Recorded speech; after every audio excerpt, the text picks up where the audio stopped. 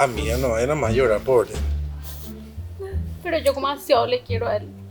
¿Pero por qué, Pico? Y él es demasiado bueno, es hermoso. Mi bebito fiu fiu. No, pero algo más bandido, algo así con todas las chicas, eso así escribe y aprieta eso por ahí. Pero no es tu amigo. No, algo está mi amigo así, ¿verdad? Pero siempre ustedes están juntos, siempre voy a decir que es tu mejor amigo. Pero yo a veces veo así como te engaña y ya me siento mal y así, porque vos no te mereces. Vos sos una princesa. Si era yo, por ejemplo, jamás yo haría eso. Hermanita, ahí viene Vicen. Quiere volver contigo, dice. Mi amorcito, sí, decirle que quiero volver con él, decirle que pase. Y bueno, aquí está Vicen. Y bueno, Celosita, acá llegó por quien lloraba.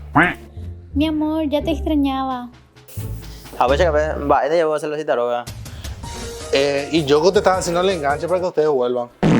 Lucharse entre los perros no está bien. Amor.